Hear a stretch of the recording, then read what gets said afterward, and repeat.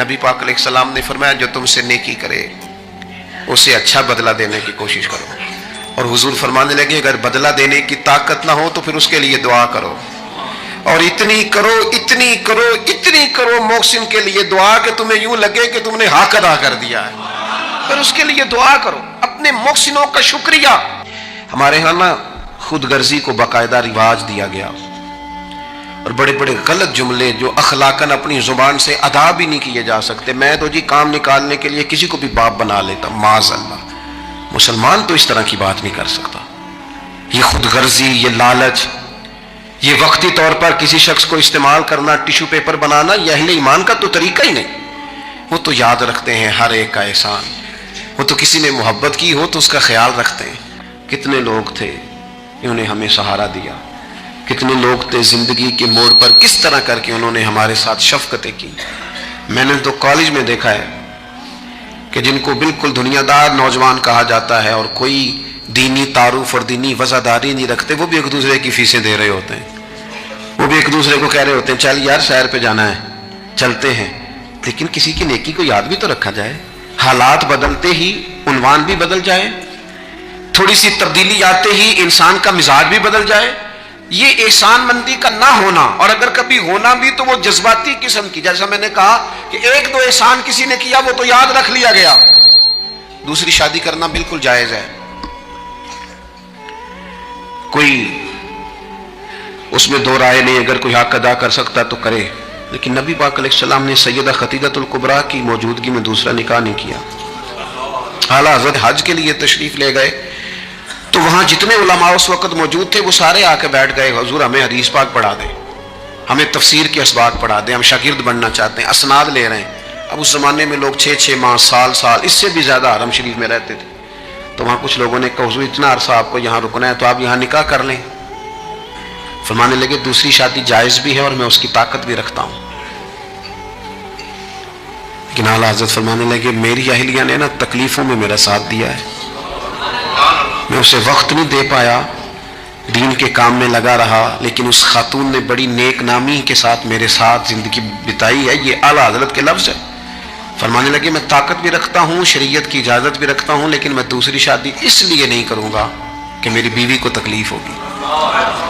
لیکن یہاں جناب حالات بدلے نہیں تو عنوان بدلا نہیں۔ میں نے کہا ہے کہ ناجائز نہیں کہہ رہا میں اس کو کسی مقام پر بھی، لیکن کچھ چیزیں ایسی ہیں جس کو آگے بڑھ کر ہم سیرت اور سوانے سے لے سکتے۔ سیدہ خدیجہ الکبریٰ رضی اللہ تعالیٰ عنہا نے حضور سید عالم علیہ السلام کے ساتھ وہ وقت گزارا تھا جو اسلام پر غربت کا وقت تھا، جو کفار کی اذیتیں برداشت کرنے کا وقت تھا، جس وقت معاذ اللہ کمر مبارک پر اونٹ کی اوجڑیاں رکھی جاتی تھی، راستے میں کانٹے بچھائے جاتے تھے، پتھر برسائے جاتے تھے۔ اس موقع پر سیدہ پاک حضور کی بارگاہ عالی مرتبت میں رہی۔ حضور کی ہر زوجہ کی کیا شان ہے، اور پھر سیدہ عائشہ صدیقہ جو محبوبہ ہے محبوب خدا کی، کیا عظمتیں ہیں۔ پر سیدہ خدیجہ الکبریٰ کا انفرادی انداز ہے۔ حضرت عائشہ صدیقہ کہتی تھی میں نے اس خاتون پر ہمیشہ رشک کیا، بڑے سارے لوگ آتے تھے حضور سے ملنے، لیکن دروازے پر ایک خاتون بولی، جناب حالہ بنت خولت، دروازے پر خاتون بولی، اجازت مانگی السلام علیکم کے بعد میں آ جاؤں؟ تو سیدہ عائشہ صدیقہ فرماتی ہے محبوب نے جھٹ سے چہرہ مبارک اٹھایا، فرمایا یہ تو حالہ کی آواز ہے، یہ تو ختیجہ کی بہن ہے، یہ دیکھو کتنی آواز ملتی ہے، تو ختیجہ کی بہن ہے، حالہ کی، جلدی سے بلاؤ۔ کہتے وہ آ گئی، بیٹھی، چلی گئی۔ میں نے عرض کی حضور اللہ تعالیٰ نے آپ کو بڑی بہتر ازواج دی ہیں، پر اس خاتون کا بڑا ذکر کرتے ہیں۔ تو سیدہ کہتی ہیں دیکھتے دیکھتے ہی حضور کے آنسو چھلکے، دیکھتے دیکھتے ہی رخساروں سے وہ نور بھری لڑی مبارک داڑھی کے قریب آنے لگی۔ محبوب فرمانے لگے جب لوگوں نے میرا حوصلہ توڑا تو عائشہ ختیجہ نے مجھے حوصلہ دیا، کہا لوگوں نے میرا انکار کیا وہ مجھ پر ایمان لائیں، لوگوں نے مجھے جھٹلایا انہوں نے میری تصدیق کی، اور پھر کہا اللہ نے مجھے جو اولاد دی وہ بھی خدیجہ الکبریٰ کے بدن سے دی۔ وَلَا تَنْسَبُ الْفَضْلَ بَيْنَكُمْ، آپس میں ایک دوسرے کے احسان بھلا نہ دو۔ وہ جس نے ایک موقع پر جب تم قرض میں الجھ گئے تھے تمہارے ساتھ نیکی کی ہے، وہ تمہیں ساری زندگی یاد رہی، اور جن بھائیوں نے، جس اہلیہ نے، جن دوستوں نے، ماں باپ نے، قریبی عزیزوں نے زندگی تمہارے نام کر دی، وہ تمہیں بھول گیا 1 منٹ میں. اپنی زندگی احسان مندی والی ہو. اس میں حضرت ابو بکر صدیق رضی اللہ تعالیٰ عنہ نے نا بڑا کریم محبوب کا ساتھ دیا. ایک موقع پہ نہیں درجنوں مواقع پر حضور نے فرمایا میں نے سب کی نیکیوں کے بدلے دے دیے. ابو بکر کا بازو تھام کے لے جاؤں گا, رب ہی اسے اجر عطا کرے گا. حضرت صدیق اکبر رضی اللہ تعالیٰ عنہ کی ان باتوں کو میرے کریم نے ہمیشہ, بلکہ حضرت عمر کہتے ہیں میری اور جناب صدیق اکبر کی کسی بات میں شکر رنجی ہو گئی تھی, اور جناب صدیق حضور کے پاس چلے گئے اور جا کر کے عرض کیا کہ یا رسول اللہ صلی اللہ تعالیٰ علیہ وآلہ وسلم یہ معاملہ ہو گیا ہے. حضرت سیدنا ابو بکر صدیق کی بات سن کے حضور خاموش ہو گئے. حضرت صدیق نے عرض کی حضور میں نے کہا بھی تھا, عرض بھی کی تھی, لیکن عمر فاروق مانے نہیں. یہ اگر کوئی بھائی معذرت کرے تو اس کی قبول کر لینی چاہیے. ہمارے ہاں نا احساس ہونے پر منتیں کرتے دیکھے ہیں میں نے بھائی, اپنے بچوں سمیت آ کے بیٹھے دیکھے اور چار یار غلطی ہو گئی تھی. وہ بندہ جس کی روزانہ لاکھوں غلطیاں رب معاف کرتا ہے, وہ کسی کی ایک خطا بھی معاف کرنے کو تیار نہیں ہے. شادی کا موقع ہے, منانے کے لیے جا رہے ہیں رشتہ دار, کہتے ہیں آج ہی تو ٹائم آیا ناراض ہونے کا, اور تیار ہی نہیں ہے, راضی نہیں ہوتے. یہ حدیث یاد رکھ لینا. نبی پاک علیہ الصلوۃ والسلام نے فرمایا جس کا بھائی اس کے پاس معذرت لایا, معافی مانگنے آیا اور اس نے معاف نہ کیا, محبوب فرماتے میرے حوض کوثر پہ نہ آئے, یہاں نہ آئے. وہ تیرا بھائی ہاں کوئی عقیدے کا مسئلہ تھا, کوئی شرعی معاملہ تھا تو بات اور تھی, ذات کے لیے بت بنا کے رکھے ساری زندگی, اور معافی دینے کو ہم تیار نہ ہوئے. احساس ہی نہیں پیدا کیا کہ وہ جو آ گیا ہے وہ تو اب آ گیا, اب ہمیں درگزر کا حکم تھا. حضرت ابو بکر صدیق رضی اللہ تعالیٰ عنہ نے معذرت چاہی, لیکن جناب عمر کے مزاج میں جلال تھا, وہ ناراض ہیں.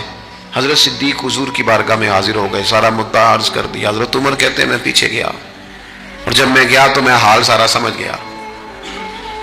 کہتے ہیں جب نبی پاک کی بارگاہ میں گیا تو جو حضور کے جملے تھے وہ جناب صدیق اکبر کی عظمت کو کہاں سے کہاں لے گئے. محبوب فرمانے لگے عمر کیا تم میری خاطر ابو بکر کو چھوڑ نہیں سکتے تھے؟ فرمایا جب سب مجھے جھٹلا رہے تھے یہ میری تصدیق کر رہا تھا, جب سب کی تلواریں نیام سے باہر نکلی ہوئی تھی اور ابو بکر سینہ کھول کے میری حفاظت کر رہا تھا, تم میری وجہ سے اسے چھوڑ نہیں سکتے تھے. احسان کسی کا تو یاد رکھا جائے. اور جو لوگ احسان مند تھے, حضرت شیخ سعدی رحمۃ اللہ تعالیٰ علیہ فرماتے میں نے دیکھا ایک شخص کے پیچھے پیچھے ہرن چل رہا تھا, وہ ذرا میرے قریب آیا تو میں نے اسے آ کے کہا کہ یہ ہرن تو بندہ دیکھ کے بھاگ جاتا ہے, تیرے پیچھے کیسے چل رہا ہے؟ تو سعدی فرماتے ہیں وہ شخص کہنے لگا اس کا بچہ مر رہا تھا, میں نے بچایا ہے, میں نے اس کے بچے کو پانی پلایا ہے, گھاس کھلائی ہے, تو جب سے یہ دم ہلاتا ہلاتا میرے پیچھے ہے.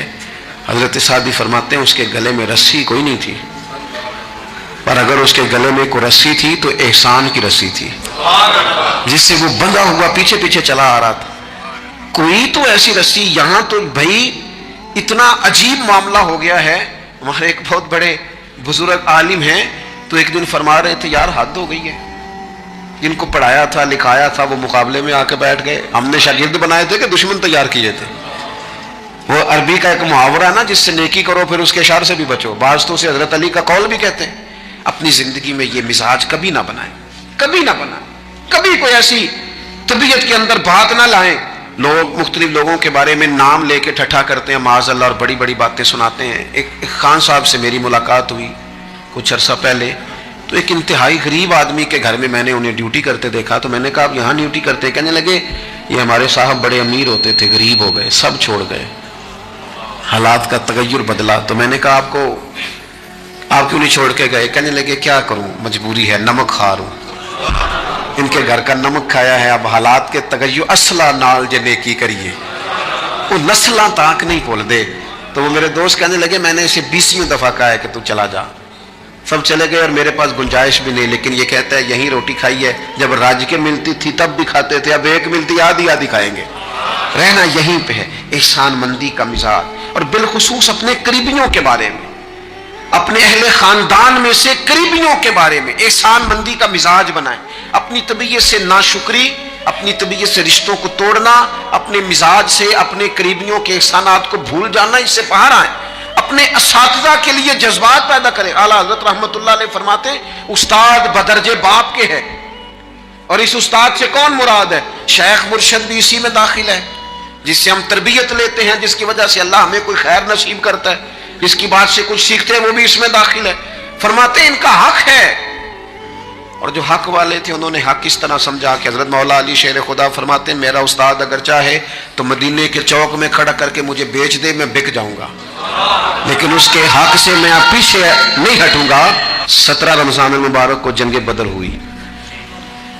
نبی پاک علیہ السلام نے فرمایا رب کریم نے بدریوں سے وعدہ کر لیا ہے، جو جو بدر میں شریک ہوئے اللہ نے وعدہ کر لیا ہے رب سب کو جنت عطا فرمائے گا. اہل بدر میں سے کوئی شخص آتا نا تو صحابہ اٹھ کے اس کا استقبال کرتے. بدر کے لوگوں نے جب کہا نا شہدائے بدر اور شہدائے احد کو فلاں فوت ہو گیا، فلاں مر گیا، تو اللہ نے کہا وَلَا تَقُولُوا لِمَن يُقْتَلُ فِي سَبِيلِ اللَّهِ أَمْوَاتٌ، خبردار تم نے مردہ کہنا بھی نہیں. جائے میرے راستے میں ابھی اسے مردہ کہا جائے، بل احیاء، بلکہ وہ زندہ ہیں، وہ زندہ ہیں. تم شعور نہیں رکھتے ان کی زندگی کا تو تم نے مردہ کہہ دیا، وہ تو زندہ ہے. میرے دوست جتنے بھی لوگ اسلام میں، حضرت عمر فاروق کہتے ہیں میں حضرت صدیق اکبر کے پاس بیٹھا تھا تو ایک خاتون آ گئی دربار خلافت میں کسی کام سے، تو حضرت سیدنا ابو بکر صدیق نے اپنے کندھوں سے چادر اتاری، اس چادر کو زمین پہ بچھایا، اس بیٹی کو، اس خاتون کو اپنی چادر پہ بٹھایا. تو حضرت سیدنا عمر کہتے ہیں میں نے کہا اللہ نے آپ کو اتنی شانوں سے نوازا ہے، انبیاء کے بعد آپ سب سے افضل ہیں، اور آپ اپنی چادر کس کے لیے بچھا رہے ہیں؟ کون ہے آخر یہ خاتون؟ تو حضرت ابو بکر صدیق فرمانے لگے حضرت سعد بن ربیع رضی اللہ تعالیٰ عنہ نے میدان احد میں حضور کے قدموں میں جان قربان کی تھی. میں نے کہا ہاں. کہنے لگے یہ اسی سعد بن ربیع کی بیٹی ہے، یہ آج آئی ہے. اور ہمارے ملک میں کیا ہوا؟ کبھی پلٹ کے دیکھنا شہداء کے خاندان کس کیفیت میں، کبھی پلٹ کے دیکھنا سرحدوں پہ جان دینے والوں کے بچوں کی کیفیت کیا ہے. کبھی کسی تقریب میں بلا لیا جاتا ہے، 2 جملے کہہ دیے جاتے ہیں، کوئی ایک آدھ میڈل بھی دے دیا جاتا ہے، لیکن کبھی پلٹ کے دیکھنا ان کی کیفیات کیا ہیں، ان کا خیال رکھا، ان چیزوں کو غور کیا گیا. کسی نے اگر کسی مقام پہ کوئی نیکی کی تو اس نیکی کا اعزاز رکھا گیا. میں نے تو اپنی زندگی میں دیکھا ہے، بڑا چھوٹا آدمی ہوں لیکن میں نے دیکھا ہے دین کا کام آپ تھوڑا کرتے ہیں، رب آپ کو اجر اتنا عطا کرتا ہے، اتنا عطا کرتا ہے کہ انسان شرمندگی میں پانی پانی ہوتا جاتا ہے کہ یہ تو بالکل میری اوقات ہی نہیں تھی، یہ تو کیفیات ہی نہیں تھی. یہ اس مسجد کے نقشے کی جب بات چل رہی تھی تو نقشہ منظور کرنے والوں میں سے ایک صاحب نے مجھے کہا اتنی بڑی مسجد بنا رہے ہیں تو وہاں تو آبادی کوئی نہیں، تو اتنی بڑی مسجد بنا رہے ہیں تو لوگ کہاں سے آئیں گے؟ تو میں نے کہا ہمیں تو پہلے بھی نہیں پتا کہاں سے آتے ہیں. وہ کہنے لگے نہیں پھر بھی کوئی اندازہ تو ہو. میں نے کہا کہ میں چلے مسلمان پر ویسے ہی اعتبار کرنا چاہیے، تو میں تو ویسے ہی پگڑی داڑھی والا ہوں، سچ بتاتا ہوں مجھے نہیں پتا کہاں سے آئیں گے پر امید ہے کہ آ جائیں گے.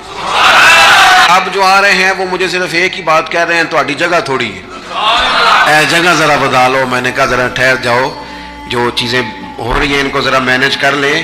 دیکھو اللہ تبارک و تعالی، اللہ کا رسول دین کسی کا قرض نہیں رکھتا. ہمارے مخلص ہونے میں دیر ہوتی ہے، ہم اور جلدی شکوہ کرتے ہیں اپنی زبان پہ. اللہ تعالیٰ ہمیں معاف فرمائے. بعض اوقات نہ چاہتے ہوئے کچھ ایسی باتیں آ جاتی ہیں جن میں بعد میں شرمندہ ہوتے ہیں، یار یہ جملہ کیوں کہا؟ دین تو بڑا اعزاز دینے والا. اپنے محسنوں کا شکریہ ادا کریں. آپ یقین کریں میں نے زندگی میں ایسے اساتذہ دیکھے جن کا مقصود تنخواہ لینا نہیں تھا، پڑھانا تھا، اور انہوں نے جیب سے خرچ دے کے بچوں کو پڑھایا، دل لگایا، جدوجہد کی. ایسے مشائخ دیکھے جنہوں نے وارفتگی کے ساتھ لوگوں کو دین کی طرف قائل کیا. اب نہ زمانے میں تکلف پیدا ہو رہا ہے، اب طبیعتیں احسان مند نہیں رہی. بچے اپنے ماں باپ سے جب یہ کہیں کہ آپ نے ہمارے لیے کیا کیا ہے، اور جب شاگرد اٹھ کے اپنے استاد سے کہیں کہ اگر پڑھایا ہے تو فیس نہیں لی، مفت پڑھایا ہے. اگر کوئی بیوی اٹھ کے اپنے خامد سے کہہ دے، نبی پاک علیہ السلام نے فرمایا بخاری میں موجود ہے کہ ساری زندگی تم عورت کے ساتھ نیکی کرتے ہو لیکن تمہارا ایک عیب دیکھتی ہے تو وہ کہتی ہے میں نے تو کبھی تم میں کوئی بھلائی دیکھی نہیں، یہاں تو سکھ پایا ہی نہیں. فرمایا اس بنیاد پر کثرت سے عورتیں دوزخ میں جائیں گی. اور اگر وہ خاتون جس نے سارے دکھ سکھ دھوپ چھاؤ خامد کے ساتھ گزاری، اگر خامد اسی کو اٹھ کے تانا زنی کرے اور اس کے دو ایک کاموں کو بنیاد بنا کر کے یہ چیز نہیں ملی، یہ کپڑا وقت پہ استری ہوا نہیں ملا، اس کی زندگی کی ساری نیکیوں کو توڑ کے رکھ دے، یہاں تک کہ اس کے ماں باپ کے بارے میں بھی کمزور جملے کہے، تو اللہ کا قرآن کہتا ہے وَلَا تَنْسَوُا الْفَضْلَ بَيْنَكُمْ، آپس میں ایک دوسرے کا احسان بھول نہ جایا کرو، تھوڑا سا احسان مند رہیں، تھوڑا سا چیزوں کو سمجھیں، تھوڑا غور کریں۔ اگر یہ مزاج میں بات پیدا ہو جائے تو زمانے میں قرار آئے گا، ہم ایک دوسرے کی قدر کا احساس ہوگا، مل کے رہنا ہم پسند کریں گے، ہمارے اندر وہ چیزیں آئیں گی، یہ ادارے بنتے ہیں، یہ چلتے ہیں، لوگ آتے ہیں، میرا ہی نام ہے، مجھے ہی لوگ جانتے ہیں، میرا ہی تعارف ہوتا ہے، لیکن میں تو ابھی آیا ہوں، تو جس نے یہاں میرے آنے سے پہلے صفیں بچھائی ہیں وہ بھی تو بڑا قیمتی آدمی ہے نا، جس نے جھاڑو دیا اس کی بھی تو بڑی بات ہے نا، جو میں چلا جاؤں گا اپنے معاملات میں، جہاں مجھے مزید سفر کرنے نکل جاؤں گا تو یہاں ڈیوٹی کریں گے، یہاں سے چیزیں اٹھائیں گے، ان کی بھی تو بڑی بات ہے نا، لیکن ہم احسان ماننے کو تیار، یعنی سو رہے ہیں سیٹھ صاحب گاڑی میں، پیر صاحب، علامہ صاحب سب سو رہے ہیں، ڈرائیور گاڑی چلا رہا ہے، وہ سویا ہوا پتہ نہیں کتنی دیر ہو گئی، ایک ذرا جگہ کسی جگہ بریک لگ گئی ہے تو آنکھ کھلتے کہتا ہے دھیان نہ چلا، او بھائی تو سویا ہوا تھا، اس کی نیکی سمجھ جس نے ساری رات تجھے سفر کرایا ہے، اور یہاں تو تلخ ہو گیا صرف ایک بات پر، احسان مندی کا مزاج نہیں۔ مطعم بن عدی ایک سردار تھا قریش کا، یہ بات نا، یہ ایک میں پڑھتے پڑھتے، میں بدر کو پڑھ رہا تھا دراصل، یہ ایک بات میں نے پڑھی تو یہ سارا عنوان ہی میں نے بدل دیا، میں نے کہا بات ہی اس پہ کر دی۔ ایک شخص کا ذکر آیا بدر میں، مطعم بن عدی کا، کافر ہے، مسلمان نہیں ہوا، بدر میں اس کا ذکر آیا، ذرا دیکھیے ذکر کیسے آیا۔ نبی اکرم صلی اللہ تعالی علیہ وسلم جب طائف سے واپس آئے نا، تو جب کوئی شہر سے جاتا تھا واپس آتا تھا تو کسی کی پناہ میں آتا تھا تاکہ پھر اسے تکلیف نہ دے، اس دور کا رواج تھا۔ تو نبی پاک علیہ السلام جب واپس آئے تو کئی لوگوں سے بات کی گئی لیکن کوئی بھی آگے نہ بڑھا حضور کی حفاظت کے لیے، تو مطعم بن عدی اپنے 6 یا 7 بیٹوں کو لے کر اسلحے سمیت پوری شان و شوکت کے ساتھ نبی پاک کو لے کے آیا، اور پھر حضور نے بیت اللہ شریف میں نماز پڑھی۔ وقت گزر گیا، ایک دور کی بات تھی، ایک بات تھی، وہ دور گزر گیا، اس کے بعد بڑے دور آئے، اللہ نے معراج عطا کی، حضور یہاں آ گئے مدینہ طیبہ میں، یہاں سینکڑوں لوگ مسلمان ہوئے، بدر میں اللہ نے فتح دی۔ جب بدر کے قیدیوں کی بات چل رہی تھی نا، یہ جو لوگ قیدی ہو کے ہیں انہیں کس طرح چھوڑنا ہے، تو بڑے بڑے سردار مکے کے تیار تھے سفارش کے لیے آنے کے لیے کہ ان قیدیوں کو چھوڑ دیا جائے، یہاں بھی مشورہ ہو رہا تھا کیا کرنا ہے، قتل کر دیا جائے ان کفار کو، یہ بھی مشورہ تھا، فدیہ لے کے چھوڑ دیا جائے، یہ بھی مشورہ تھا، بہت ساری چیزیں ابھی طے ہونی تھی۔ تو ان ساری باتوں کے بیچ اچانک کیفیت بدلی، صحابہ کہتے ہیں باتیں ہوتے ہوتے ایک نیا رخ بات نے اختیار کیا، محبوب کریم اچانک فرمانے لگے آج اگر مطعم بن عدی زندہ ہوتا، کیونکہ فوت ہو گیا تھا، کہا آج اگر مطعم بن عدی زندہ ہوتا اور وہ مجھ سے آ کے کہتا ان قیدیوں کو چھوڑ دے، تو حضور فرماتے ہیں میں دیر نہ کرتا فوراً ہی چھوڑ دیتا، چونکہ مجھے اس کی وہ نیکی یاد ہے، اس نے وہ جو اس وقت میرے ساتھ رویہ رکھا مجھے بھولا نہیں۔ صرف ایک بات آپ کی خدمت میں عرض کرنا چاہتا ہوں کہ اپنی زندگی میں نا وہ انسان بڑا چھوٹا ہوتا ہے جب ماں اسے وقت دیتی ہے، بڑا چھوٹا ہوتا ہے جب باپ اسے وقت دیتا ہے۔ بڑے اساتذہ کے پاس بڑی کتابیں جب بندہ پڑھتا ہے وہ بھی بڑا وقت ہوتا ہے، لیکن جب اسے یہ اچھی طرح پہچان کرانی ہوتی ہے نا کہ یہ الف ہے، یہ با ہے، اور نہیں یہ تا ہے، آنکھیں کھول کے دیکھ، 2 نقطوں والا تا ہوتا ہے، یہ سا ہے، وہ بھی بڑے مشقت والے لوگ ہوتے ہیں، وہ بھی بڑی محنت کرتے ہیں، لیکن کیا کریں بھول جاتے ہیں لوگ، نہیں یاد رہتا۔ وہ جس کی بات سن کے اللہ نے دین کی توفیق دی، اس کی بات سن کے اس طرف مائل ہوئے، پھر ریسرچ کی اور پھر اسی کو ان پڑھ کہنا شروع کر دیا، پھر کہا کہ وہ توجہ تو اس نے دلائی تھی پر یہ بندہ ہی ٹھیک نہیں۔ یہ ہمارے ہاں عجیب ناشکری کا اور احسان فراموشی کا مزاج آیا ہے۔ ہمیں ہمارا دین کہتا ہے آپس میں ایک دوسرے کے احسانوں کو بھلانا نہ، اور نیکی کا بدلہ ہمیشہ نیکی رکھنا۔ حضور نے فرمایا شکریہ ادا نہ کر سکو تو محسن کے لیے دعا ضرور کرنا۔ اپنی زندگی، یہ جو لوگ احسان مند ہوتے ہیں نا یہ بڑے نفیس لوگ ہوتے ہیں، یہ حدود کے اندر ہوتے ہیں، یہ بڑے باادب ہوتے ہیں، ان کی زندگی سلجھی ہوئی ہوتی ہے، ڈھلی ہوئی ہوتی ہے، یعنی یہ وہ لوگ ہوتے ہیں جن کا کوئی ہوتا ہے، یعنی ان کی کوئی سند ہوتی ہے، ان کے کوئی پیچھے ہوتا ہے، ان کی کوئی بیک ہوتی ہے، انہیں کوئی کہنے والا ہوتا ہے، ان کا کوئی استاد مرشد ہوتا ہے، انہوں نے کسی سے سیکھا ہوتا ہے، ان کی کوئی پشت ہوتی ہے، یعنی یہ وہ ہوتے ہیں جن کا کوئی ہوتا ہے. اور جو کہے کہ میں تو ساری محنت آپ ہی کی تھی، ابے بھی کچھ نہیں سی دیتا، بھائی بھی چھٹ گئے سن، فلانا بھی تو بھائی وہ بھائی تو ڈھلا ہوا ہی نہیں ہے، ایسا آزاد بندہ، اس طرح کی کیفیات، یہ انداز درست نہیں ہے. اپنی زندگی کو احسان مند بنائیں. ہم بڑے لوگوں کے احسان مند ہیں. آپ یقین کریں کبھی سوچتے ہیں تو ڈھیر سارے لوگ ایسے ہیں جن کے بارے میں سوچتے ہیں یار تیرا شکریہ کیسے ادا کریں گے، کہاں سے وہ لفظ لائیں گے جن سے تیرے بڑے سارے زندگی میں لوگ ہوتے ہیں. بس اپنا مزاج احسان مندی والا بنائیں. نہ جزا دے سکیں اور نہ کوئی بدلہ دے سکیں تو دعا کے تو الفاظ ادا کیے جا سکتے ہیں. السلام علیکم ورحمۃ اللہ وبرکاتہ.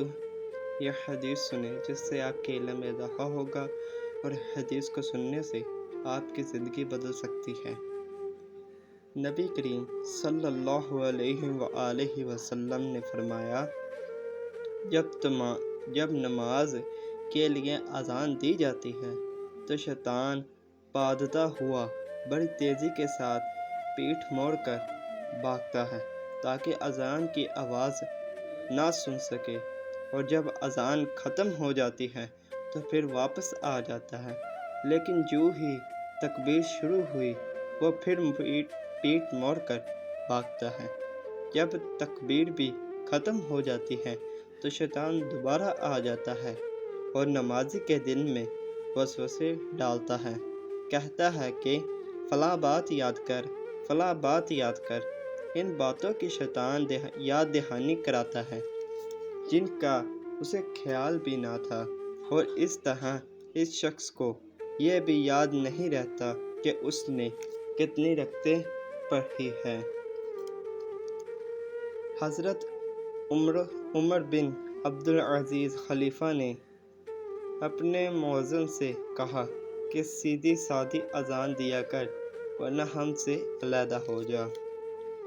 میں دیکھتا ہوں کہ تمہیں بکریوں اور جنگل میں رہنا پسند ہے، اس لیے جب تم جنگل میں اپنی بکریوں کو لیے ہوئے موجود ہو اور نماز کے لیے اذان دو تو تم بلند آواز سے اذان دیا کرو، کیونکہ جن و انس بلکہ تمام ہی چیزیں جو مؤذن کی آواز سنتی ہیں قیامت کے دن اس پر گواہی دے گی. حضرت ابو سعید رضی اللہ تعالیٰ عنہ نے فرمایا کہ یہ میں نے نبی کریم صلی اللہ علیہ وآلہ وسلم سے سنا ہے.